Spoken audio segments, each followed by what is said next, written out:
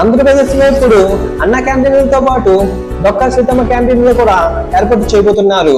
చిన్నప్పటి నుంచి ఏ సమయంలో అయినా ఆకలిని తన దగ్గరికి ఎవరైనా వస్తే లేదనుకున్న అన్నం పెట్టేవారు ఆవిడ. సీతమ్మ గారు డొక్కా జోగన్న గారిని పెళ్లి చేసుకున్న తర్వాత ఈ దంపతులు ఇద్దరూ కలిసి కుల మత భాష ప్రాంతీయ ఎటువంటి భేదాలు లేకుండా అనునిత్యం అన్నదానాన్ని నిర్వహించేవారు.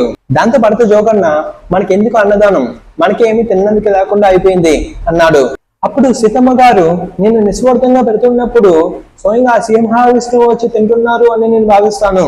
ఏదో ఒక రోజు మనకి సింహ విష్ణువే పెడతాడు అని తిరిగి సమాధానం ఇచ్చింది. ఒకరోజు ఈ ఇద్దరు దంపతులకి 11 టైంలో బంగారు నాణాలు కలిగిన ఒక బిందె దొరుకుతుంది. ఆ బంగారు నాణాలు కలిగిన బిందుతో వీరైతే ప్రతిరోజు కూడా అన్నదానం చేస్తారు. దాదాపు పేదలకి 40 ఏళ్ల పాటు నిస్వార్థ సేవ చేసిన అపర అన్నపూర్ణమ్మ డొక్కా సీతమ్మ గారు.